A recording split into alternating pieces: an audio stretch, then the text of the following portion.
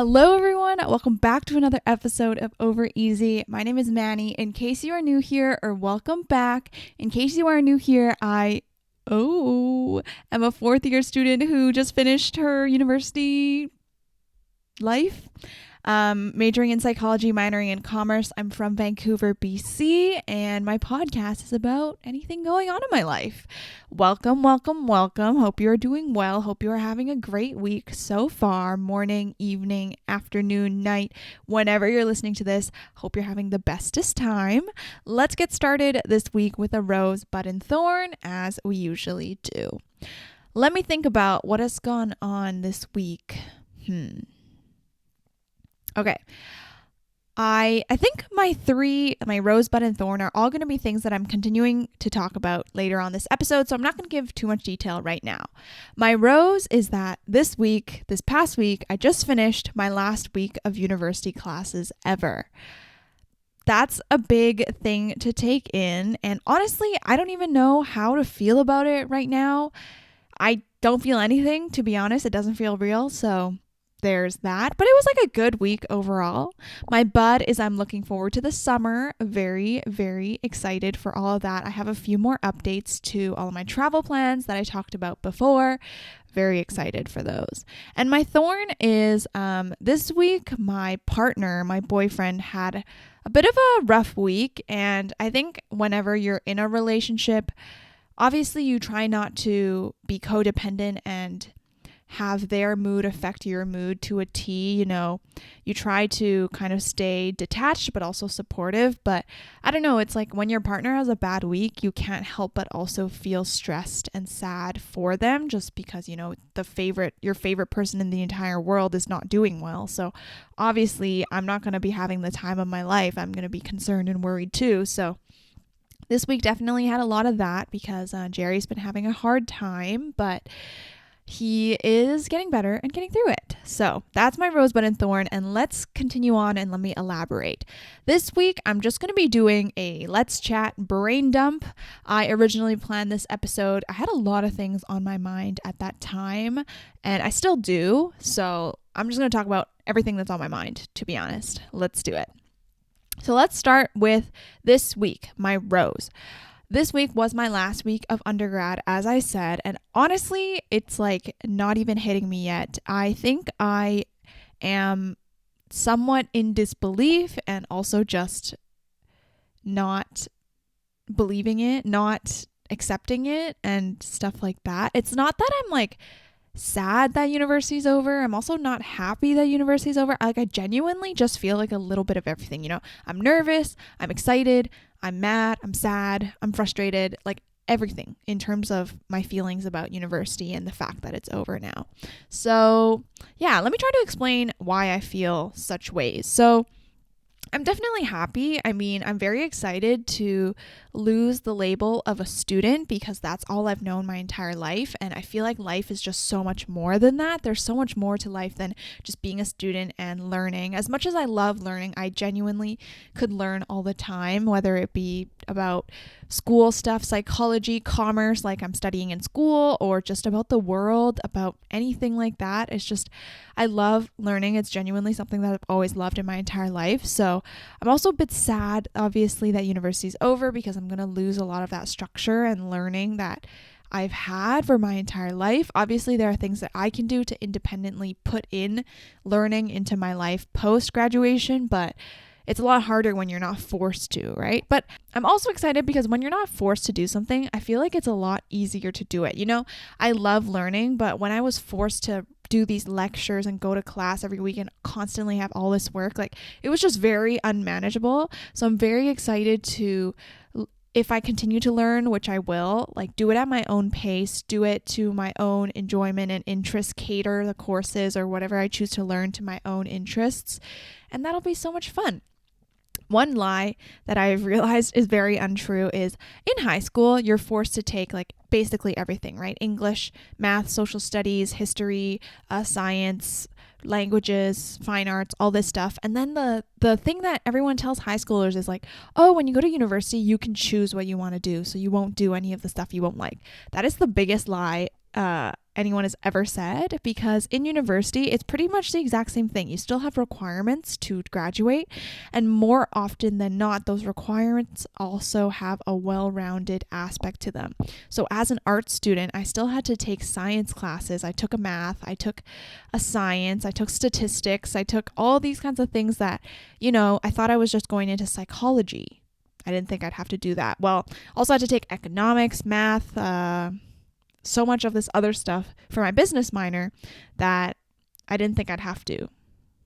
So people always say like, oh, you just get to choose what you like and just do what you want at university. But that's not necessarily true. So if you're going to university, just take that with a grain of salt. Just know that if you don't like math, you might still have to take it in the future, especially like if you think you're going into, for me, for example, I'm going into psychology. I didn't think that I would have to do math ever again because psychology is like about the brain, right?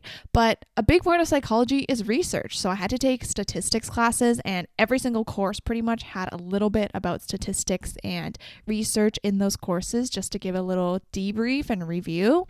So yeah, honestly, I can say that statistics is my most used math outside of high school math in my life after I finished high school. So very interesting, considering that I didn't do well in AP statistics in grade 11. It was one of my worst classes. I also think this disbelief has not fully gone into my soul yet because I still have to study for final exams.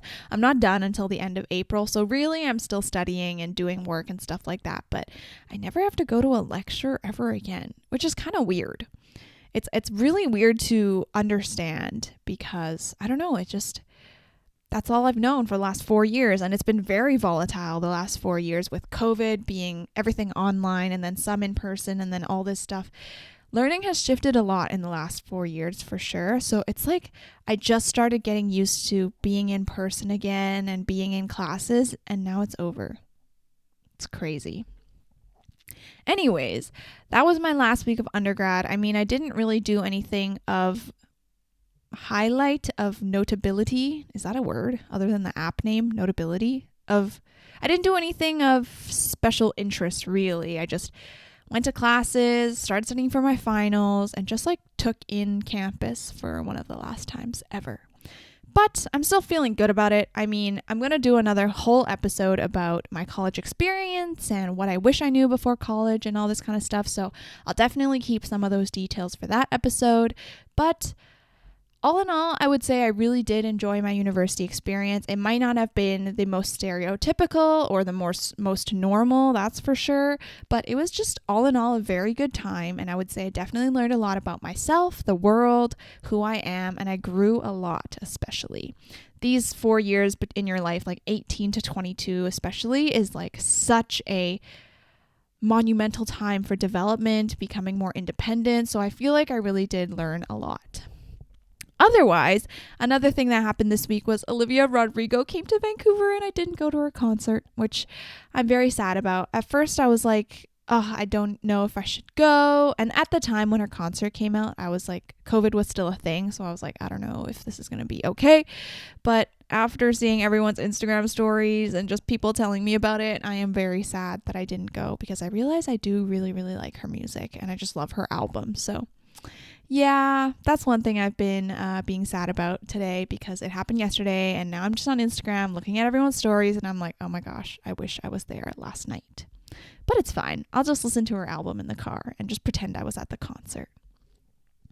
Anyways, that's kind of my rose. This week has been great. Also, it's been my first week being 22, but literally nothing feels different. I'm the same. Although, one thing of note, of highlight, is that nowadays I never get ID'd, which is weird. So when I first turned 19, I was constantly getting ID'd. Even up until like when I was 20, I was constantly getting ID'd for if I was getting alcohol at a liquor store or just like at a restaurant or whatever. But like this last year for sure, I have not gotten ID'd much at all.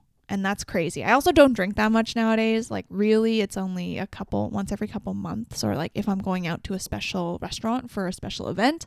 So take that with a grain of salt too, but I just like, that's something weird that I noticed. I was like, whoa, I'm never getting ID'd now. Like, do I actually look older? Do I actually look like I'm over 19 now? Because for the longest time I looked like I was 14. So yeah, Anyways, my next little brain dump topic is my travel. So 2 weeks ago, I came out with a podcast episode just talking about what I'm doing after graduation. And a big part of that is I am traveling by myself. And I told you about a lot of the plans that I had booked, although some are not set in stone yet.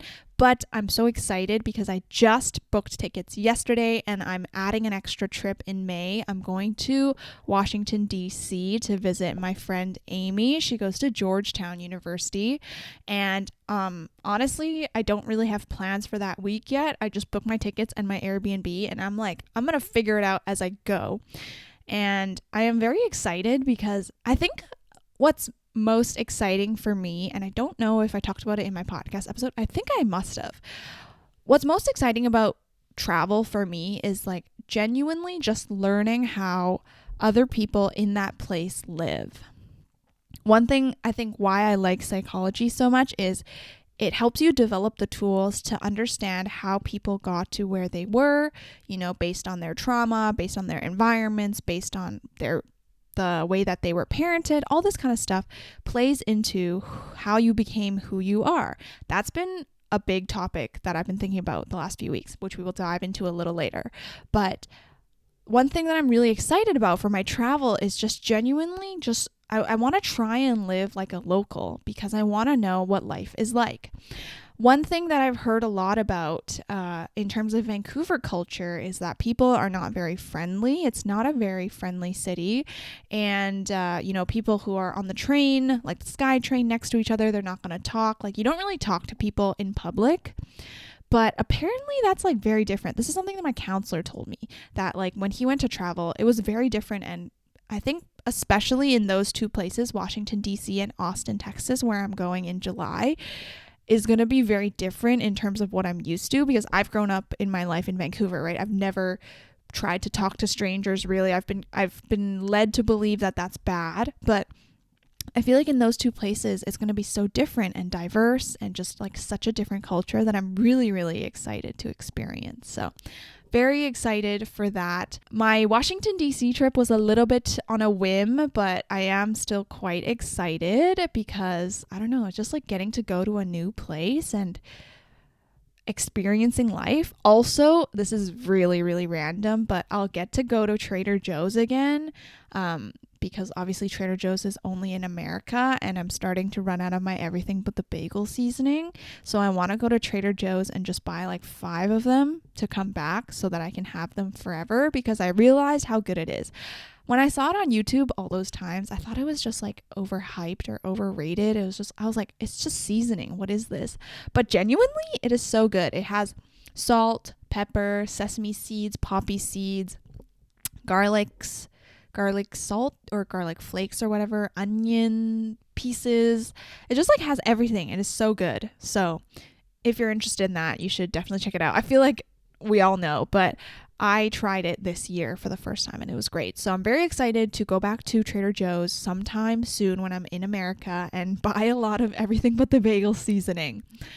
Anyways, yeah, so I'm going to Washington, D.C. as well in May. So in May, I have another trip too. In May now, I'm actually a little quite busy. In the beginning of the month, I'm going to Vancouver Island with my friend Angela, as I said. And then the week after, I'm going to Washington, D.C. to visit Amy. And I'm literally taking an overnight flight and landing on Monday and then staying until Friday, which I'm so excited about. And then literally not the week right after, but 2 weeks after I come back from Washington, I'm graduating. It's my graduation ceremony. And then right after graduation, as of right now, I've tentatively planned a trip to Kelowna with Rebecca and Rachel, which if you watch my vlogs, you'll know they are some of my closest friends from high school, and we also go to UBC together. So Rebecca's graduating a day before me, and then I'm graduating after, and then the week after that, we are going to Kelowna the plan is to drink wine, get drunk, go to wineries, and just have fun because that's what it is. Is that what post-grad life is? Just drinking and having fun? I don't know. So May is actually going to be quite busy for me, and I'm kind of nervous, but that is okay. One thing that I'm super excited about is making content. Obviously, I'm going to be vlogging all my trips and all my stuff like that, just like prepping for it on my trips, obviously, and all this. I'm going to try and post it so that I don't post while I'm on vacation. I'm still going to like here's my idea for my travel itinerary is because I'm going alone to most of these places, like Washington D.C. for example, and I'm not a super extrovert. I still need time alone. What I've decided is, from watching some other solo travelers, is I'm gonna have, I think, like one, maybe for Washington, I'm just going to have one rest day, but I'm just going to have a day where I don't do anything and don't plan any activities. Sure, I might go to like Trader Joe's nearby or like Target or whatever, but I'm not going to plan anything big, right?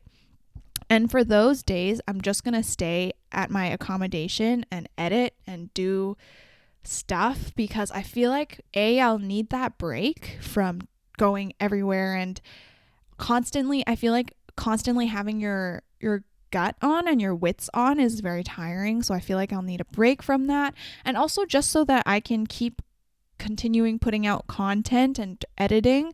I'm going to try and edit while I'm on vacation, but not put too much pressure on myself. I've already tried to schedule here and there some vlogs that might go up, and all my travel vlogs are going to go up after I finish traveling, obviously, just for safety and also for sanity. I don't want to waste all my vacation just editing in my room.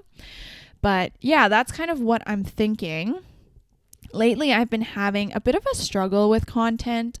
I go through such ebbs and flows with it, for March, and for most of March, I was very, very into it. I was like, yes, yes, yes, film, film, film, everything, everything, everything. There were many weeks where if I wasn't YouTube vlogging, I was TikTok vlogging. And if I wasn't TikTok vlogging, I'd be focusing on my Instagram story. So I'd be constantly rotating between vlogging for YouTube, vlogging for TikTok, and Instagramming. And it is so exhausting. I've learned that I cannot do more than one at once. So if I am vlogging for YouTube, then I cannot think about TikTok vlogging the same day or just like being active on Instagram because it is exhausting and I always forget one thing or another. It takes a lot of brain power for me to like set up YouTube shots and like remember what I want to film. So having to do that double like just tears me apart. So that's one thing I've learned about myself. I'm also one thing that I've been kind of like struggling with is comparison. And I know, people are like, don't compare. Obviously, comparison is the thief of joy, but it's really hard not to, especially on social media when everything is numbers. When you go to see someone's profile, the first thing you see is how many followers they have, how many likes they have, how many posts they have, or whatever. It's like the first thing that comes up on a lot of platforms. So I've been like watching other people, other small creators, and kind of just like honestly not having the best time with the comparison stuff. I mean, I've decided that I don't think I would ever like solely do content creation. And my boyfriend and I actually talk about this a lot is people who do content creation and influencing full time, I feel like their content has a shift that is not the same as if they were not doing it full time. So for example, I think one prime example of a creator that I watched that had this transition was Best Dressed, or Ashley. She no longer makes YouTube videos, but when I first found her, she was still a student at UCLA, and I absolutely loved her content. I think it was the summer of 2019 she blew up a lot, or 2018, one of those years, and it was just so much fun to watch because when she would make fashion videos or vlogs of her university lifestyle, it was just like you could tell that it was just fun for her. And the way that she would film, the way that she would edit, it was just, you can just tell it's like very enjoyable and fun. But I think one shift that people have when they decide to go into content creation full time is that a lot of their worth and full time like focuses and stuff goes to the content that they make. So I remember Ashley was talking about this in one of her videos, was that shift that she had after she graduated college and just started making YouTube videos full time, was like when she made YouTube videos as a student, she didn't put as much pressure on herself because, obviously as a student, you still have finals to worry about, you still have assignments and all this kind of stuff. So if your YouTube video is at like 88% perfect or 88% you like it and the other 12% are things you might improve but you don't have to, it's okay because you have other things in life to focus on. But I think when you do YouTube full time, content creation full time, you have the time and energy to constantly be nitpicking at yourself and your content. And that, I think, is when people's content goes downhill. Like, I feel like it's a lot more authentic and fun to watch when it's not perfect and it's not like beautifully edited. Every shot is perfectly stabilized or whatever. But I feel like a lot of content creators, when they become full-time content creators, that's like the stuff they start to worry about because views are so important. Like, their views are literally a direct correlation to the paycheck that they're getting that month. And, when you get extra big, people's salaries start depending on your paycheck, all this kind of stuff, all this pressure. And you can't focus on anything else except your content. And I think it's especially prevalent for lifestyle people because your life is your job. Like, you living life is your job.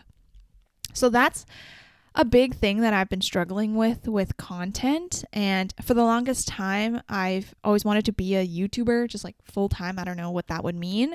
But I think nowadays I have realized that I definitely need to do something else alongside YouTube, whether that is traveling. I think traveling is a great option, or later on in life I might just get a full-time job and then have it so that I also have free time to make YouTube videos or something like that. I don't really know, but I think that is definitely necessary because another YouTuber that I watch has been expressing, burnout and creative burnout with her channels and her YouTube videos. And I feel like I don't really want to be mean, and I'm not trying to spread hate. These are just my opinions on the matter. To be honest, I understand that people have their own struggles. Everyone is going through something, and some people start out more privileged, so their struggles might seem smaller compared to other people who have more important pressing issues, such as like trying to meet their basic needs.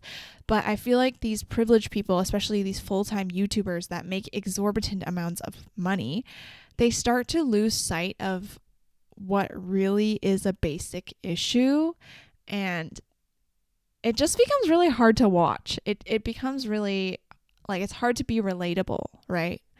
And that's one thing that people love about YouTubers is that they can be relatable to the audience and you feel like you have like a friendship, a parasocial relationship with them.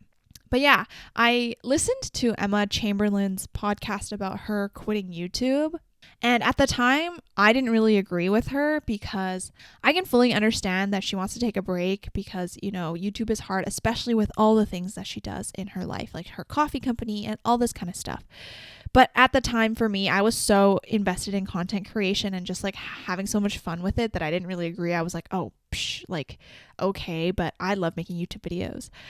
And then I don't know, I saw this TikTok that wasn't directly talking about Emma, but I think was like subtweeting her. I don't know if that's the right word, but it was just like implying talking about her, and it was like, oh, all these YouTubers complaining about their issues when they have editors and managers and assistants and stuff. Like, I feel like to an average person now, these YouTubers become very, very privileged and hard to watch because, they're complaining about struggles that we could only dream of having. And I honestly can't even say that I'm part of the people as well. I'm kind of like always trying to take a side view because I know I am also privileged in some ways and I don't have the same struggles as everyone else. And I'm lucky that I don't have the same struggles as everyone else.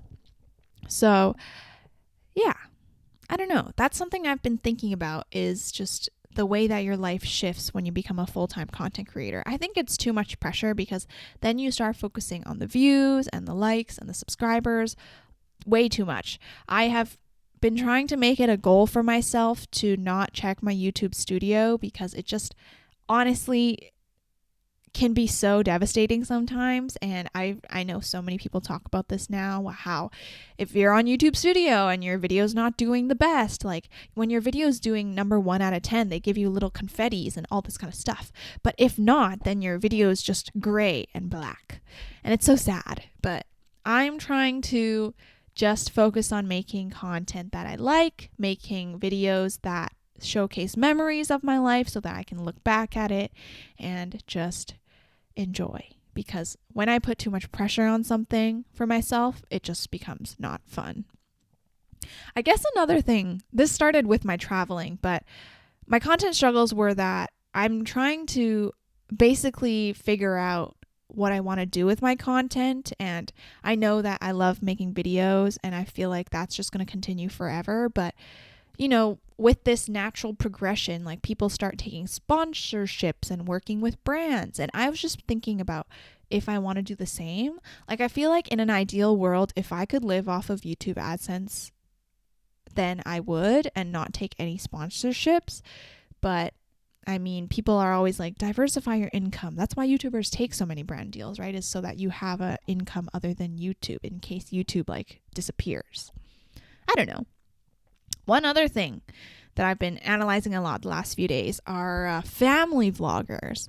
I don't want to admit this, but I was watching a like commentary gossip video on a few family vloggers that I watch on YouTube and TikTok. And I feel like it's just such like a shift when you're watching your favorite family vlogger creator and you read the comments. It's like such an echo chamber, right? All your fans are obsessed with your family, obsessed with your babies, obsessed with you. And if there's any haters, those stans will come and attack them and be like, blah, blah, blah, blah, blah, blah, blah, blah. But then once you take that step out of that bubble, that fan bubble, which can be hard at times, because if you're not actively looking for that, it will not come up, right? The algorithm recommends you things that you would like. So obviously the algorithm's not going to recommend you a hate video about someone you like. But once you start looking for that content and like critically thinking about it, family vlogging is very dangerous and very, very detrimental to the kids, which is so unfair because these kids have no say and are essentially just being forced to consent to this decision that could have lifelong impacts. And I feel like there are no family vloggers or family bloggers' children that have grown up old enough to tell us about that yet. But I think in like 20 or 30 years, when these toddlers, when these babies grow up, and they start talking about their experiences, we're going to realize that it was such a mistake to begin with. On top of just like privacy issues for your kids, you know, I realize there's a lot of creepy and scary people out there. So you have to be careful with that. And I think for me too, even just like my own vlogs, I've been trying to really just be careful with how I'm posting, what I'm filming and all this kind of stuff, because I don't want to compromise my safety either. People are scary and you don't know what people are going to do. So it's really important to just stay safe. And in terms of like, I feel like this links to just internet use in general. If I'm a parent, when I when I have kids, if I have kids, I will definitely not let them have social media or just like independently use the internet until they're like 11, 12. Because it can be very scary. And as a kid, you're just trying to fit in with the rest of your friends. Like, oh, all my friends have Snapchat, so I'm going to get Snapchat too. And it's just, then it starts going downhill from there. So hopefully if I have kids and they want to use the internet, which obviously they will, I can at least foster a safe enough relationship to talk to them about it and just emphasize the importance of safety. I feel like I am also just a very paranoid person in general. So that's like safety and well-being is always something that I'm very, very anxious about in terms of just like other people coming to attack me. So yeah, I started off talking about content, my own content, but I mean, everyone uses the internet nowadays, so just be careful, guys. I've learned some tips that I use now for my internet usage. Don't live update your socials, and this is especially important for Instagram stories because obviously Instagram stories you can take on the spot and post on the spot. I've been starting to just take the picture and then post it after I leave the location. Just for safety and for reasons. And also, like, most of the time if I'm Instagram storying, I'm with other people and I don't want that to take up like the valuable time that I have with them, right? Because I like to make my Instagram stories look pretty. You know, I'm not gonna not admit that. And that takes time. So if I update on the spot, well, if I'm with other people, then like I'm just taking up time with other people. So I'm trying not to. And yeah, I'll update my Instagram after the fact if I'm at if I want to put a geotag or like a location. I also have been trying not to tag the same location all the time, if that makes sense, because I feel like I go to the same places a lot and I'm trying not to geotag them too often or just like post that I'm there all the time because obviously don't want people to be there and just like they're waiting for you or something. It's kind of creepy. And just like standard blurring things on YouTube videos if they show the location or whatever. So yeah, obviously don't respond to messages that you don't know and all this kind of stuff. Like that's all basic stuff that I would hope most of you know by now, but some of the more complex stuff, like the Instagram story one, has definitely been something that I've been trying to implement a lot. Okay, that's that on that. Let's continue to my next topic of brain dump. I've been reading this book that I genuinely really, really, really, really, really, really like. It is called How to Do the Work by Dr. Nicole Lapera. It's just under my Switch, so I have to grab it. And basically what this book is Dr. Nicole Lapera is a psychologist. She's a holistic psychologist, which I will talk about in one sec. But this whole book is basically just about recognizing your past traumas and your past behavior patterns and how to overcome those and just be a better person. And how it's different from previous psychology books that I've read is that she's a holistic psychologist, like I've said. And basically, holistic psychology is seeing the mind and the body and just everything like that as interconnected. And that's pretty obvious / intuitive when you think about it. Like, oh yeah, obviously our mind and body are connected. But there are actually a lot of things that your mind and body can do to tell you that it's hurting that you won't think is the case. Let me explain. So one example that the doctor brings up in the book is that a lot of her therapy clients often report IBS or gastrointestinal issues. And, you know, if you go to a doctor for those issues, they're just going to prescribe you like painkillers for the stomach pain or whatever.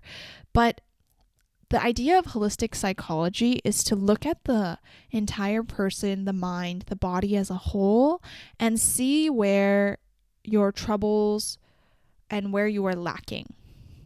Because oftentimes what happens is unresolved trauma actually manifests itself into the physical body and into these physical forms. So you might not even realize it, but unresolved psychology, unresolved trauma in your life, like maybe your entire life your parents were very controlling and now you feel the repercussions of that as an adult. That might be leading to your stomach issues just because your body is not in the homeostatic state.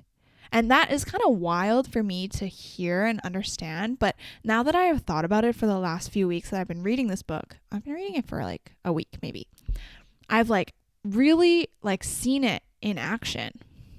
So I wanted to share a couple things. One chapter that I read earlier this week, really, really, really stood out to me, and I really, really liked it. It was basically about how parents can be traumatizing to their children without knowing it. So I think it's quite, I want to say obvious. I think it's quite apparent that parents can have a lot of explicit effect on their child, in these dire circumstances when your parents verbally abuse you or physically abuse you. A lot of those children have a lot of mental issues growing up, and their development is extremely jarred and altered. But in other cases, your parents can be harming you even if you don't know it, and just through their own unresolved trauma. So let me bring up the page that I want to talk about. So basically what the author did is talk about these main types of parents that have a lot of effects on their child, and talked about the different ways that these traumas could manifest for the future children. So for example, one is the having a parent who denies your reality. So what this means is whenever a child brings up maybe like, for example, you're at a family reunion and you're meeting a ton of family that you've never met before. And for a lot of Asian families, the norm is that you go and say hello and hug or kiss or whatever your extended family, even if you've never met them before. And I know a lot of children have voiced concerns about, oh, I don't know these people. Why am I hugging them? Like, I feel a little bit uncomfortable. And your parents just brush you off like, oh, it's okay. It's just family. Like, just do it. And there's a lot of other experiences like that. Like maybe your child comes up to you and tells you that they're not feeling well or uncomfortable. Maybe they're about to do a performance and they're not feeling well. And then your parents just like, it's fine, you're fine, just do it. That's basically your parent denying your reality. And one of the long-term consequences of that and things that come from that is that your child develops to have no intuition and no trust in their gut at all, because essentially their whole life they were told how to feel and what to feel. And that just blew my mind. I was like, holy crap, that's insane. And it makes sense. I mean, yeah, if you're growing up your whole life and you're led to believe, you're told what to do, you're led to believe like that your feelings don't matter or your intuition doesn't matter about if you feel unsafe or if you feel whatever, then as you go into your adult life, you're going to continue those behaviors, because we're literally, as an adult, we're just the manifestations of the behaviors that we learned in our childhood. Right? That's all we really know. You have to remember that children, they learn from all of us and they don't know anything on their own, right? They learn from imitating, they learn from modeling, they learn from watching others. So all the behavior that they know is learned from others. Whether it might not even be a real person. A lot of it can come from the TV or video games and stuff, which is also a problem. But yeah, that's one that stood out to me a lot, because actually when I was reflecting about this, I feel like I know someone that has this issue, and I was like, oh my God, that's crazy. One thing that I really enjoy is just talking about people's trauma, thinking about my own trauma and like how I became the way I was. So it's one thing that I've been doing a lot. So let me share my experience with reflecting about this. I don't think I have any of the issues that the author brought up in the book. Let me talk about the other ones. So there's having a parent who denies your reality, having a parent who does not see you or hear you, having a parent who vicariously lives through you or molds and shapes you. That's like the stage parent. Having a parent who does not model boundaries, having a parent who is overly focused on appearance, and having a parent who cannot regulate their emotions. Those are the types of parents that the author talks about in the book. And if you're interested, you should definitely read this book. It is so good and so insightful, and I've learned a lot. But I was thinking about obviously how my parents shaped me to who I was and what I am like now. And one of the biggest issues, apart from my parents' divorce, but I feel like that's another issue on its own. One of the biggest issues that my parents had, or I feel my parents did to me, to no fault of their own. I feel like it wasn't intentional for sure, but it's just something that had a side effect and now really affects my life, is the fact that they worked a lot and didn't really prioritize me in my life. I think I talked about this in my very first episode in my podcast. I would assume this is kind of a story that I tell all the time. But for example, one of the stories that really stands out to me is that I was at my school's after school care club. So school ended at 3:30 and you had an option to stay after school until 5 if you weren't in like a sport or a club or whatever. That was like kind of the babysitting club. So people would come and do homework. They would just play outside and stuff like that. It was just like a daycare essentially, and I pretty much had to go to that every single day. I don't know how people got picked up at 3:30, to be honest, now that I even think about it, because don't 9 to 5s go 9 to 5? Doesn't really make sense to me. But both of my parents worked full time, and they were in managerial positions at their firm, so they had to work a lot. And most of the time they would come and pick me up at 5 o'clock because that's like the latest possible moment. But I remember this one day where my mom didn't come to pick me up at 5, and I was like, oh shoot, oh no. And I was calling and just like no one picked up. I was like, okay, this is kind of weird. To be honest, like the person that I feel the most bad for is the teacher, because the teacher wanted to go home, obviously. Like she already had to stay until 5 after school, but my mom didn't end up coming until 6 o'clock that night. And obviously the teacher had to stay so that I wasn't alone, and the school was already like closed, like the janitors were coming to lock the doors and stuff, and I was still at school. And that's like, it's not that day was very impactful.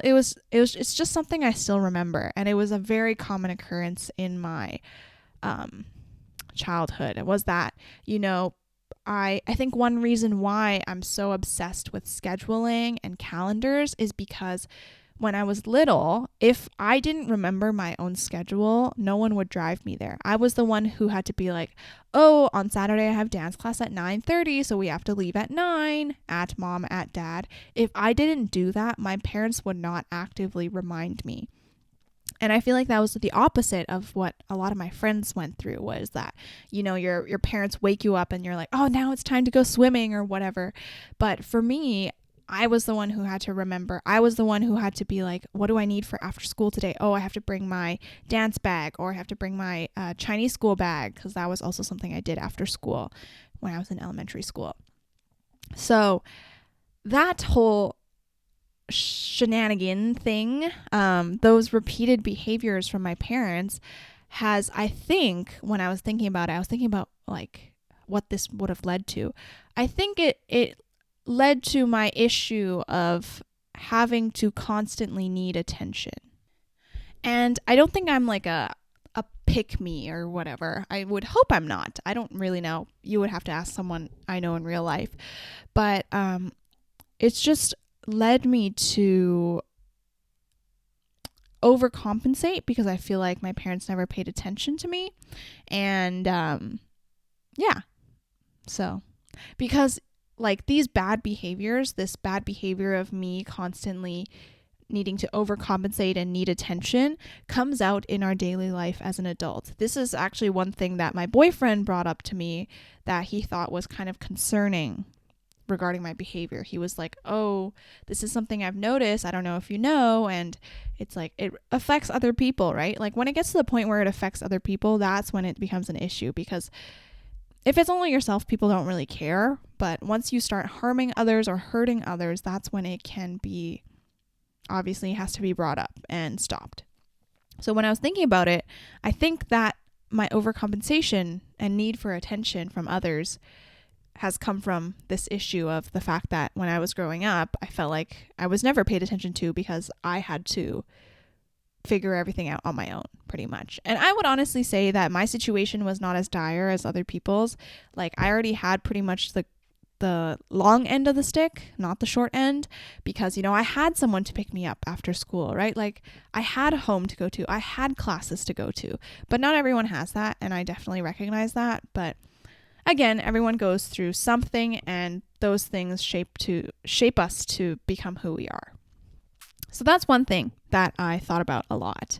And I've been trying to actively not do it, but it's really hard because obviously these are behaviors that I've done my whole life and I don't realize it because for me it's just normal. But now that I reflect back, I've realized that I heard a lot of people doing this, not just recently, but throughout my life. And I wish I could go back, but obviously you can't. You can only learn from it and move forward.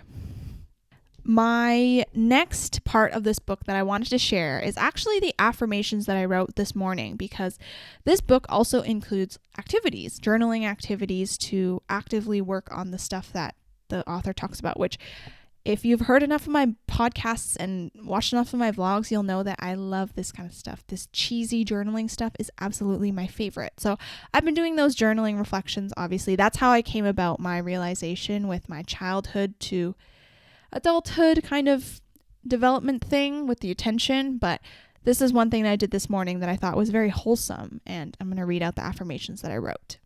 So the current chapter that I was reading this morning was about our core beliefs, our ingrained beliefs in our mind, because everything that you believe, everything that you value really is taught to you. Like as a kid, one thing that I've realized that I've been taught to value a lot is eating dinner with your family, because as a kid growing up until now, I've had to eat with my family at every dinner, and like we sit together around the table and eat dinner and stuff like that. And I didn't realize that not everyone does that. I thought it was normal, but apparently people don't really do that. So core beliefs are things that are taught to you, everyone's is going to be different. So the author had us go through core beliefs about yourself, about others / our relationships, about past, present, and future. And I decided to write some of the negative ones that I have. So about myself, well, this one's positive, but I wrote that I'm strong, happy, and independent, because if I'm on my own and I spend my time alone that day, that's genuinely something that I just believe, and I pretty much will always believe. But another core belief that I have about myself is that I'm selfish and inconsiderate.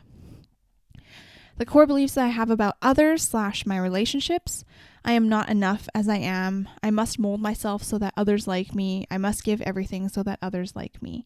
This is something that I struggled with a lot. I mean, people pleasing and feeling like you have to do something in order to earn someone's love and trust. And it is true to a certain extent. Like, obviously, you have to do things to show that you are worthy of love. And this is like, you have to show that you take care of yourself. You have to show that you prioritize your well-being, your self-care, and all these basic need things.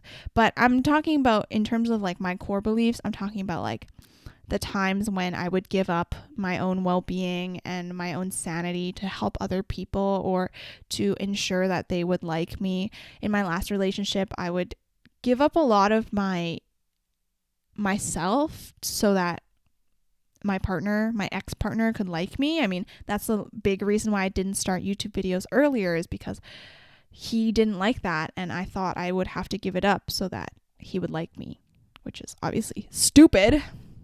A core belief about my past is my past has affected me in a way that will change my life forever. About my present, I am not as successful as others, and I am wasting my time. And about my future, I won't be able to accomplish my dreams, and it will be hard to reach my dream future life. So those are kind of negative, and obviously we are our own worst critic. So I know that these are things that I say to myself because I see myself under such a huge microscope. Other people who see me might not have the same perspective, and hopefully do not. But just because I know me, I'm with my thoughts all the time, and I scrutinize myself to the biggest capability possible. Obviously, those are the core beliefs that I have about myself. And you might feel something similar. It's really hard to not, honestly. But the author had us then, after we wrote out all those negative self-beliefs or core beliefs, write out new beliefs that we want to believe. So here's what I wrote. I am enough as I am. I prioritize my needs before helping others. I learn from my past, and it teaches me to be better. I can carve my own path. Success looks different for everyone. Life is not a race. I can do anything. I will work hard to reach my goals, and my dream life is attainable. I can do this.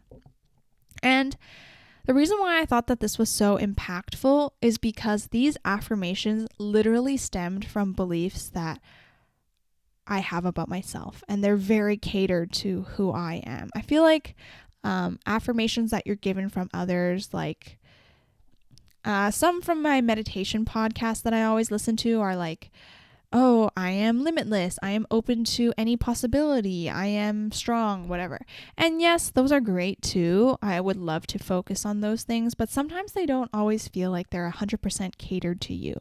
But because I took some of my most vulnerable beliefs and my most weak beliefs and thoughts about myself, and I turned those around and wrote down what I want to believe, these affirmations literally feel like they're lifting me up. They feel like they're encouraging me.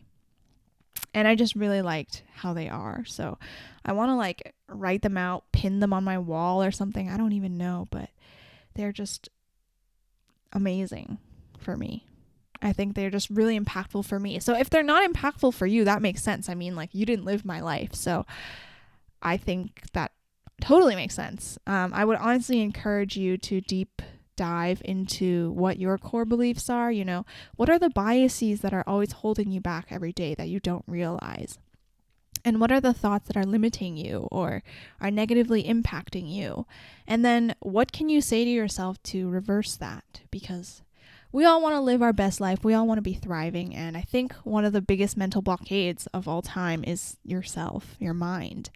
It just does such weird things. I wonder why it is so like normal to just always be negative to yourself. I feel like, wouldn't the instinct evolutionarily be that be positive? Because if you're constantly negative, like, that just encourages your mind to, it doesn't increase your chances of survival. I'm just thinking from an evolutionary standpoint, right? Like, being positive to yourself increases your evolutionary chance of survival. I don't really know. I have to think about that. I'll come back to that. But those are my affirmations, and they make me feel really good. I'm going to keep repeating them and just have a good time. My last thing that I want to talk about is being a good partner. And this is very subjective. It's different for your relationship and it's different for stuff like that. But I think one thing that I wanted to talk about is being a good partner when your partner is going through something tough.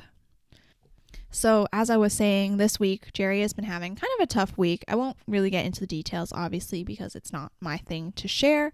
But one thing that's really affected me is his mindset, his mood, and his well-being. I've realized that for him and me specifically, his well-being has a lot to do with how anxious I am and how I am that day. It's not completely like one-to-one correlated, but if he's not doing well and not taking care of himself, that makes me very anxious, because obviously you want your partner to be doing well. So that's something I take really close to heart. And I think it's also just because self-care and taking care of yourself is just something I prioritize so much in my life. So if someone I really care about is not doing well and not taking care of themselves, then it just really, really irks me and makes me feel really upset. But a couple things that I wanted to talk about when being a good partner, in terms of when your partner is going through something tough, one thing that is very important to realize is that you have to lower your expectations. Oh gosh, that was not as climactic as I would like because I messed up. Let me start that sentence again. One thing that I've learned about being a good partner when your partner is going through something rough or a tough time is that you have to lower your expectations. We all have standards that we need met. In terms of my needs, I think honestly they've changed a lot, but obviously words of affirmation is one of my main love languages. So having those words of affirmation, not daily, but at just like weekly, every other day, I don't know, sometime like that. And just like for me to know that I'm being thought of, one thing that really bothered me at the beginning of Jerry and my relationship was he was someone who didn't use social media at all before starting to date me. He literally re-downloaded Instagram for me so that we could talk. because he has an Android, so we can't iMessage. So you can't like send pictures and videos and stuff through our text messages because he has an Android and I have an iPhone. So he re-downloaded Instagram for me so that we could talk on there and we could send pictures and voice memos and all that kind of stuff.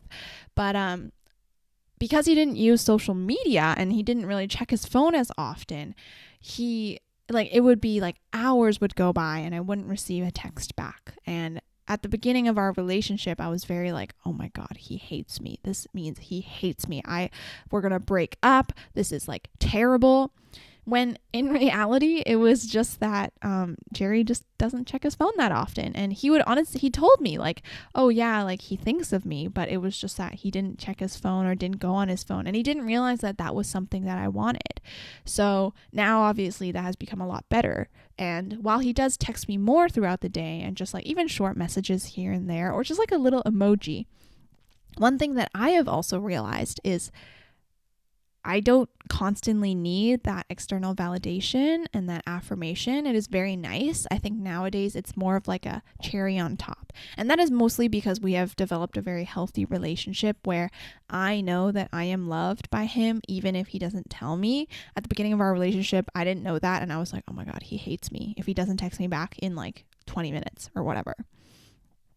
But in the cases where your partner is not doing well and mentally just not as strong, you have to lower those expectations. I feel like at the beginning of our relationship, and I heard through many other friends their own struggles, like when their partner wasn't doing well, like then the girlfriend gets upset because, oh, they didn't get their text back, or, oh, it feels like we're not as close. We didn't talk. We didn't FaceTime for the 2 hours that we usually do. And it took me a long time to realize, like, wait, my partner is literally going through like hell sometimes. They're mentally not doing well. Maybe they're physically not doing well. They're not able to sleep. They're not able to eat. They're not able to take care of themselves. And adding this extra stress of, oh, I want them to also text me back when I need attention is just like, that doesn't even make sense, right? Like when you say it out loud, like what the heck, that doesn't make sense. But in the moment, I can totally understand, because obviously I was there too. Like, oh, my partner didn't text me back. But you also have to realize that your partner is not doing well, and it takes infinitely more energy to get out of bed, to make your bed, to do these daily habits when you're not doing well mentally. So that was something that I learned and I think might be helpful. Okay, my camera completely died, or it overheated, so I had to take a break from recording, and honestly, I don't remember where I was, so I'm just going to end the podcast now. I hope you enjoyed all the things that were on my mind. This was just a huge brain dump of all my thoughts from the last few weeks. Hope you enjoyed. Make sure you follow the podcast Instagram, subscribe to the podcast YouTube, also on Spotify, Apple Podcasts, everything like that.